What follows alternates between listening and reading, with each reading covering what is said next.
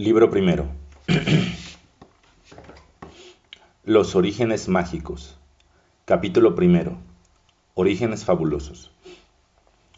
Hubo, dice el libro apócrifo de Enoc, ángeles que cayeron del cielo para amar a las hijas de la tierra, porque en aquellos días, cuando los hijos de los hombres se hubieron multiplicado, nacieron hijas de una gran belleza, y cuando los ángeles, los hijos del cielo, las vieron, se prendaron de amor por ellas, y se decían entre ellos: escojamos esposas de la raza de los hombres, y engendraremos hijos.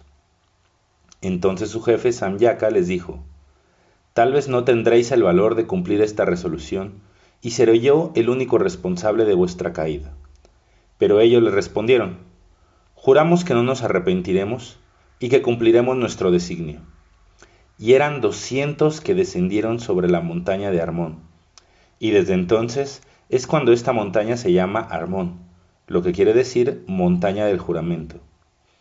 He aquí los nombres de los jefes de los ángeles: Samyaka, que era el primero de todos, Uraka, Baramel, Asibel, Tamiel, Ramuel, Danel, Asiquel, Saracuyal, Asael, Armer, Betraal, Arnel, Turel, Gozamiel, Asael, y tomaron esposas con las cuales se unieron, enseñándoles la magia, los encantamientos y la clasificación de las raíces y de los árboles.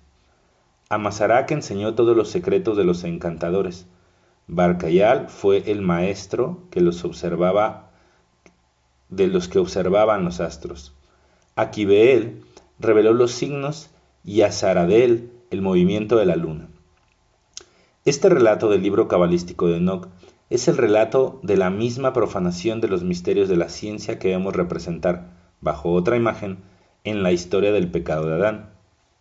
Los ángeles, los hijos de Dios, de quienes habla Enoc, eran los iniciados en la magia, puesto que después de su caída le enseñaron a los hombres vulgares por medio de las indiscreciones de las mujeres. La voluptuosidad fue su escollo, amaron a las mujeres y se dejaron sorprender los misterios de la realeza y del sacerdocio.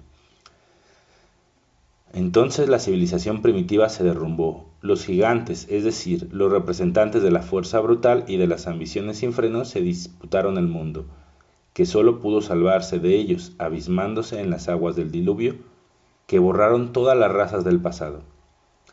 Este diluvio significaba la confusión universal, en que necesariamente cae la humanidad cuando ha violado y desconocido las armonías de la naturaleza. El pecado de Samyaka y el de Adán se asemejan. Ambos son motivados por la flaqueza del corazón. Los dos profanaban el árbol de la ciencia y son rechazados lejos del árbol de la vida. No discutamos las opiniones, o más bien las candideces, de los que quieren tomarlo todo a la letra y piensan que la ciencia y la vida han podido brotar antes bajo formas de árboles. Pero admitamos el sentido profundo de los símbolos sagrados. El árbol de la ciencia, en efecto, da la muerte al que absorbe sus frutos. Estos frutos son la gala del mundo. Estas manzanas de oro son las estrellas de la tierra. Existe en la biblioteca del Arsenal un manuscrito muy curioso que tiene por título El libro de la penitencia de Adán. En él, la tradición cabalística está presentada bajo la forma de leyenda y aquí lo que cuenta. Adán tuvo dos hijos, Caín, que representaba la fuerza brutal, Abel, que representaba la dulzura inteligente. No pudieron ponerse de acuerdo y pereció el uno víctima del otro, y así su herencia fue entregada a un tercer hijo llamado Set.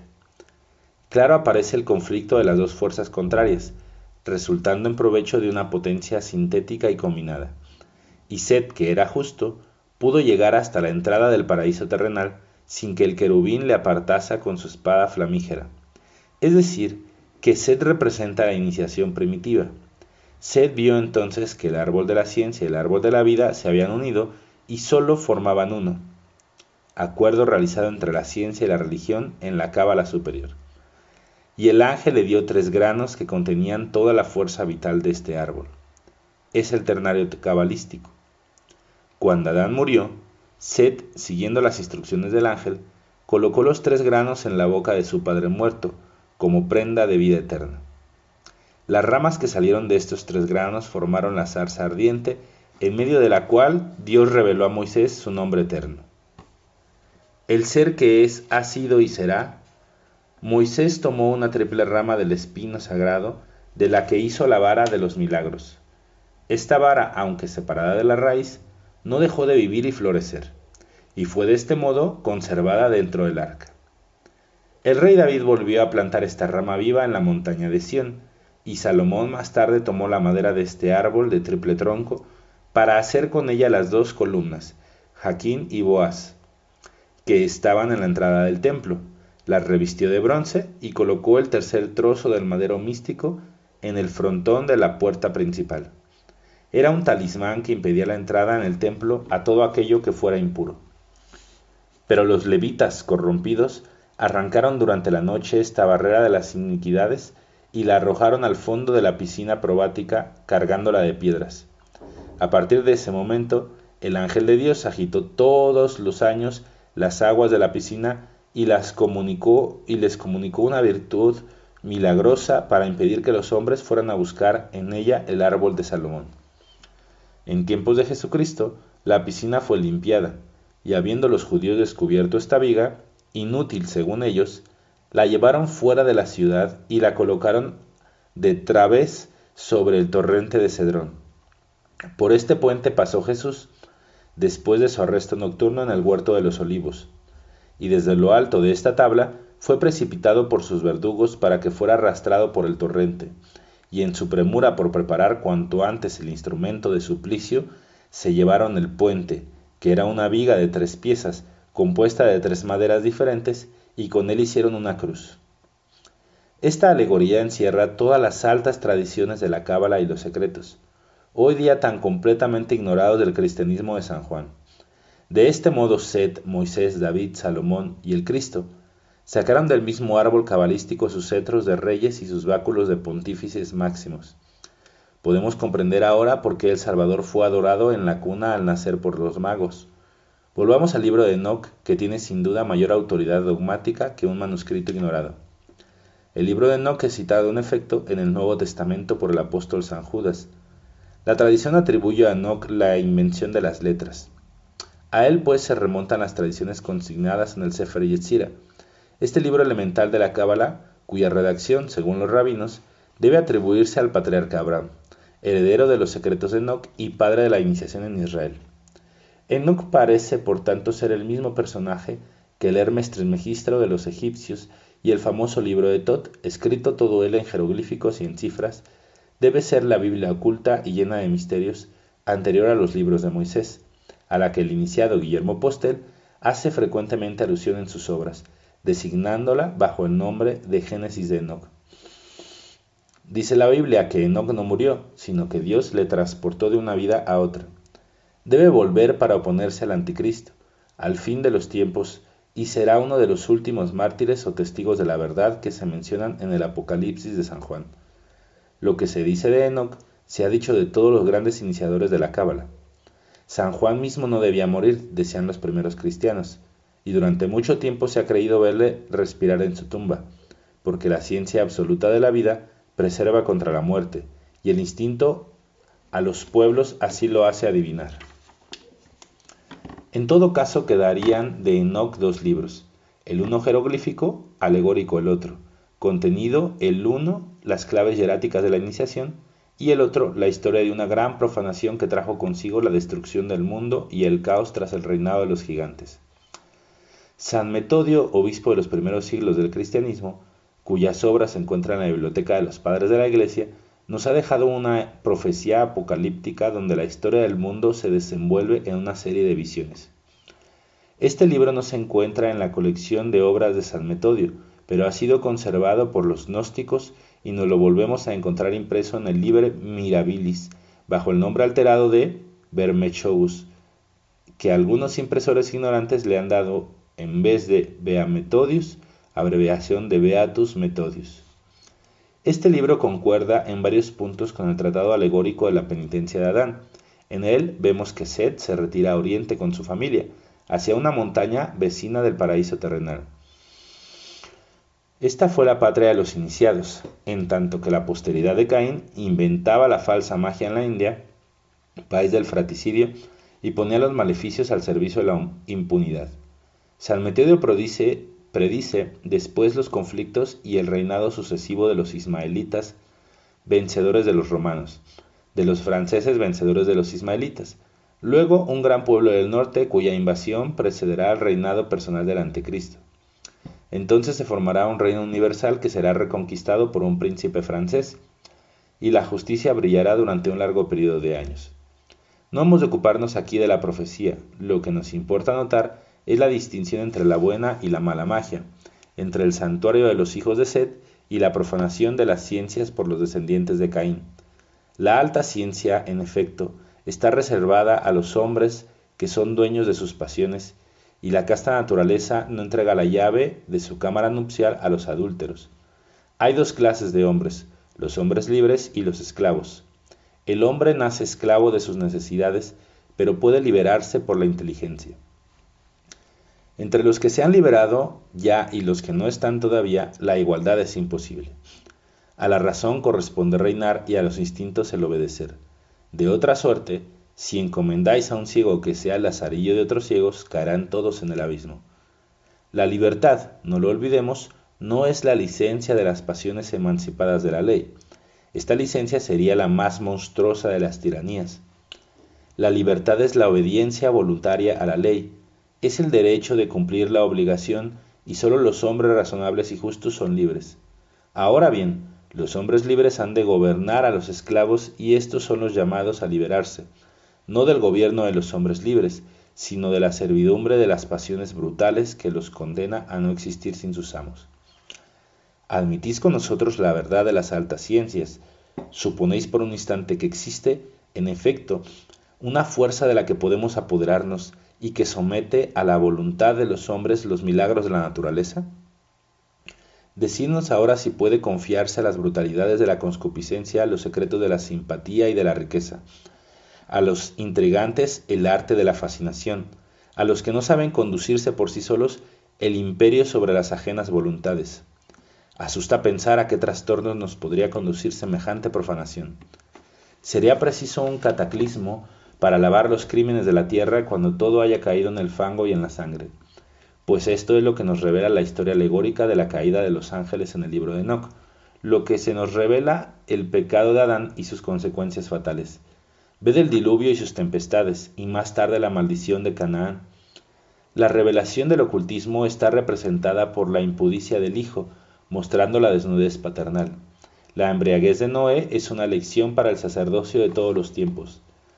Desdichados aquellos que exponen a las miradas impuras de la plebe los secretos de la generación divina.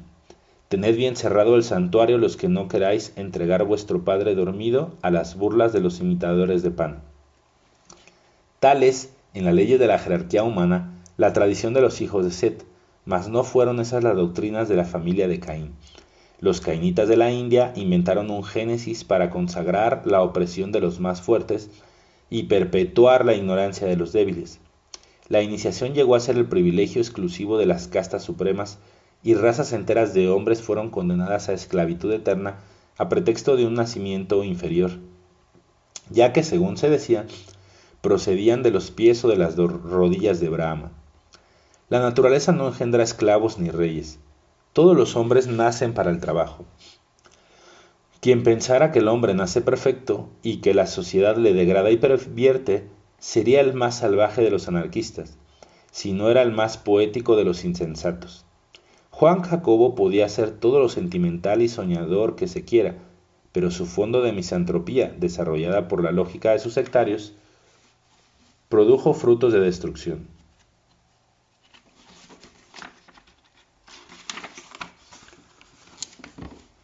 Los realizadores concienzudos de las utopías del tierno filósofo de Ginebra fueron Robespierre y Marat. La sociedad no es un ser abstracto al que pueda hacerse aisladamente responsable de la perversidad de los hombres. La sociedad es la asociación de estos y, como tal, tiene el defecto de sus vicios y la sublimidad de sus virtudes. Es santa como lo es la religión, con la que está unida inseparablemente. La religión, en efecto, ¿qué es sino la sociedad de las más altas aspiraciones y de los más generosos esfuerzos? Por eso la mentira de las castas privilegiadas por la naturaleza respondió la blasfemia de la igualdad antisocial y el derecho enemigo de todo deber. Solo el cristianismo había resuelto la cuestión, dando la supremacía al espíritu de abnegación y proclamando como el más grande a aquel que sacrificara su orgullo ante la sociedad y sus apetitos ante la ley. Los judíos, depositarios de la tradición de Set, no la conservaron en toda su pureza, dejándose conquistar por las injustas ambiciones de los descendientes de Caín. Se creyeron una raza escogida y pensaron que Dios les había dado la verdad más bien como un patrimonio que como un depósito perteneciente a la humanidad entera. Encuéntrase, en efecto, en los talmudistas, el lado de las sublimes tradiciones del Sefer Yetzirah y del Joás, revelaciones bastante extrañas, y así no vacilan en atribuir al mismo patriarca Abraham la idolatría de las naciones, cuando dicen que éste ha legado a los israelitas su herencia, es decir, la ciencia de los verdaderos nombres divinos. La cábala, en una palabra, debió ser la propiedad legítima y hereditaria de Isaac. Pero el patriarca, dicen, dio presentes a los hijos de sus concubinos, y entendían por tales presentes unos dogmas velados y unos nombres oscuros que se materializaron bien pronto, transformándose en ídolos. Las falsas religiones y sus misterios absurdos, las supersticiones orientales y sus horribles sacrificios. ¿Qué presente de un padre a su familia desconocida? ¿No era bastante desterrar al destierro a Agar y su hijo? Era necesario darles, con el pan único y el cántaro de agua, la pesada carga de la mentira para amargar, envenenar su éxodo. La gloria del cristianismo está en haber conducido todos los hombres a la verdad, sin distinción de pueblos ni castas, pero no sin distinción de las inteligencias y virtudes. No lancéis nunca vuestras palabras ante los puercos, ha dicho el divino fundador del cristianismo. Os exponéis a que las pisoteen y a que volviéndose contra vosotros os devoren. La Apocalipsis o Revelación de San Juan, que contiene todos los secretos cabalísticos del dogma de Jesucristo, es un libro no menos oscuro que el Zohar. Está escrito jeroglíficamente con cifras e imágenes, y el apóstol hace con frecuencia llamamiento a la inteligencia de los iniciados, que aquel que posee la ciencia comprenda, que aquel que comprenda calcule. Dice algunas veces, después de una alegoría del enunciado de un número. San Juan, el apóstol predilecto y depositario de todos los secretos del Salvador, tampoco escribía para ser comprendido por la multitud. El Sefer Yetzirah, el Zohar y el Apocalipsis son las obras cumbres del ocultismo. Encierran más sentido que palabras y en ellos la expresión es figurada como en la poesía y exacta como en los números. El Apocalipsis resume, completa y sobrepasa toda la ciencia de Abraham y de Salomón, como demostraremos al explicar las clases de la cábala superior. El comienzo del Zohar asombra por la profundidad de percepción y la grandiosidad de sus imágenes. Y he aquí lo que en él leemos. La inteligencia del ocultismo es la ciencia del equilibrio. Las fuerzas que se producen sin estar equilibradas perecen en el vacío. Por eso han perecido los reyes del antiguo mundo, los príncipes de los gigantes. Han caído como árboles sin raíces y nunca ya han podido encontrarse su emplazamiento. Por este conflicto de fuerzas no equilibradas, la tierra devastada estaba desnuda e informe cuando el soplo de Dios se abrió paso en el cielo y abatió la masa de las aguas. Todas las aspiraciones de la naturaleza tendieron entonces hacia la unidad de la forma, hacia la síntesis viva de las potencias equilibradas, y la frente de Dios, aureolada de luz, se elevó sobre el ancho mar y se reflejó en las aguas inferiores. Sus dos ojos aparecieron radiantes de claridad, lanzando dos flechas flamígeras que se cruzaron con los rayos del reflejo. La frente de Dios y sus dos ojos formaban un triángulo en el cielo, y el reflejo formaba un triángulo en las aguas. Así se reveló el número 6, que fue el de la creación universal. Traducimos aquí, al explicarlo, el texto que no podría hacerse inteligible de traducirlo literalmente.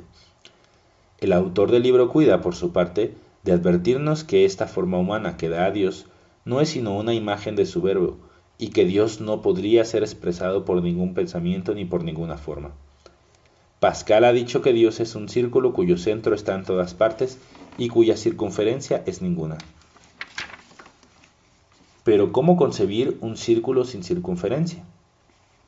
El Zohar toma a la inversa esta paradójica figura y sin inconveniente podría decir del círculo de Pascal que la circunferencia está en todas partes y el centro en ninguna. pero no es a un círculo sino a una balanza a lo que compara el equilibrio universal de las cosas. El equilibrio está en todas partes, dice, y por eso se encuentra en todas partes el punto central del que pende la balanza. Aquí hallamos el Zohar más fuerte y más profundo que Pascal. El autor del Zohar continúa su sueño sublime. La síntesis del verbo, formulada por la figura humana, asciende lentamente y sale de las aguas como el sol que se levanta. Cuando los ojos han aparecido, se hace la luz. Cuando la boca se muestra, créanse los espíritus y la palabra se deja oír. La cabeza entera se destaca y este es el primer día de la creación. Aparecen los hombros, los brazos y el pecho y el trabajo empieza. La imagen divina aparta con una mano los mares y con la otra alza continentes y montañas. Se agranda y sigue agrandando. Su potencia generatriz aparece y todos los seres se multiplican. Ya está al fin de pie. Pone un pie sobre la tierra y el otro sobre el mar, y contemplándose todo entero en el océano de la creación, sopla sobre su reflejo, llama a su imagen a la vida. Creemos el hombre, ha dicho, y el hombre fue creado. No conocemos en ningún poeta nada tan bello como esta visión de la creación llevada a cabo por el tipo ideal de la humanidad.